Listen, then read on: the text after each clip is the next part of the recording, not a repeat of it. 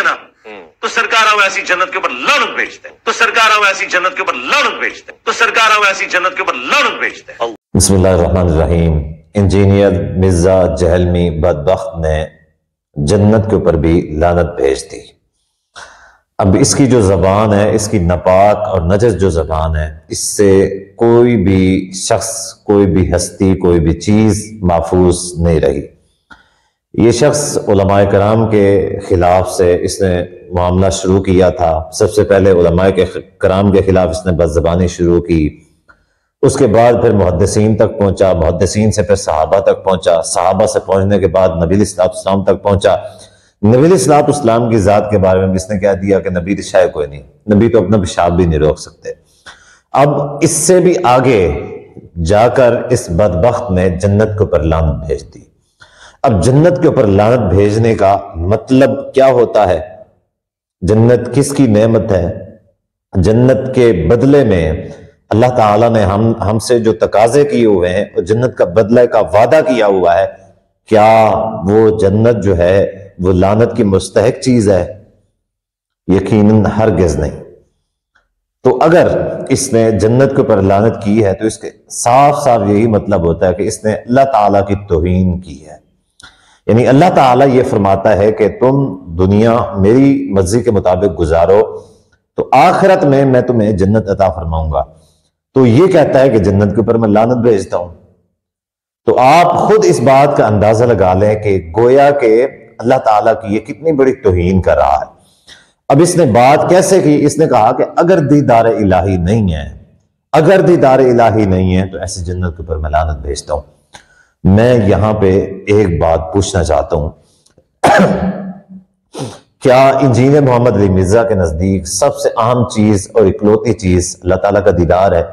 اس کے علاوہ اور کوئی چیز نہیں ہے؟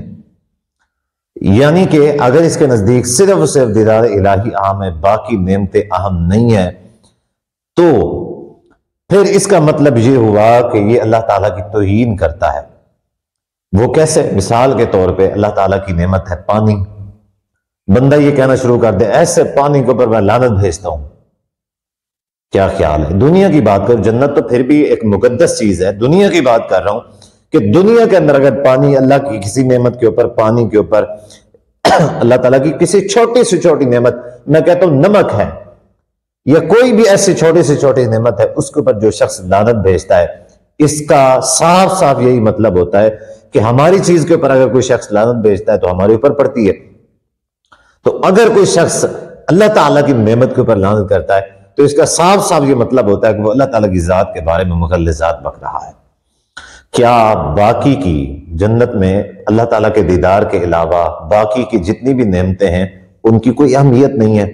قرآن مجید میں کیا باقی کی جو نعمتیں ہیں ان کے بارے میں کئی ساری آیات اور کئی ساری احادیث وارد نہیں ہوئی ہیں کہ اللہ تعالیٰ نے اپنی ان نعمتوں کا احسان نہیں جتلایا، کہ اللہ تعالیٰ نے ان نعمتوں کے بارے میں ان نعمتوں کا تذکرہ نہیں کیا، کہ اللہ تعالیٰ نے ان نعمتوں کا وعدہ نہیں کیا؟ تو یہ کہنا کہ اگر اللہ تعالیٰ کا دیدار نہ ہوا تو ایسی جنت کے اوپر لعنت ہے، تو میں کہتا ہوں کہ ایسا جو شخص ہے، اس طرح کہنے سے کوئی بھی شخص لعنتی بن جاتا ہے۔ اب اس کے بعد اگر کوئی شخص اس کے اوپر لعنت کرتا ہے وہ اس لعنت کا مستحق ہے، بالکل ہی وہ لعنت کا مستحق ہے۔ جو اللہ کی نعمت، یعنی ایسی نعمت ہے جس کا اللہ نے وعدہ کیا ہوا ہے، ایسی نعمت ہے جس کو اللہ تعالیٰ فخریہ طور پہ اپنے بندوں کے عطا فرمائے گا۔ فخریہ اللہ تعالیٰ پیش کرتا ہے کہ میری نعمت جنت ہے، زندگی میرے مقصد سے گزارو، میرے فرامین کے مطابق میری مان کر گزارو دنیا، اور آخر میں جنت دوں گا۔ اور یہ شخص اس جنت کے اوپر لعنت کر رہا ہے۔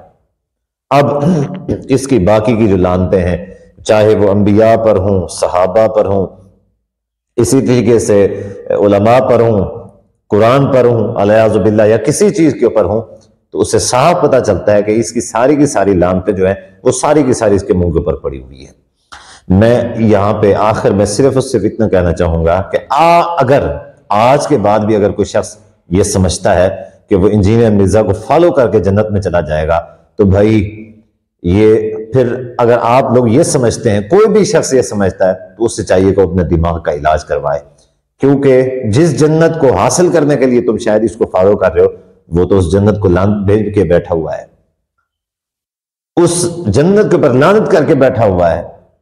تو میں صرف اس اتنا کہوں گا کہ یہ شخص ایک جاہل ہے، اس کے پیچھے چل کے اپنی زندگی اللہ کے لیے اپنی زندگیاں برباد نہ کریں، کہیں قیامت آئے اور آپ کی آنکھ کھلے اور آپ کو پاسے سے پچھتاوا، افسوس اور ملامت کے علاوہ آپ کے پاس کچھ بھی نہ بچے۔ اس لیے میرے بھائی اس دنیا کے اندر ذرا غور کر لیں۔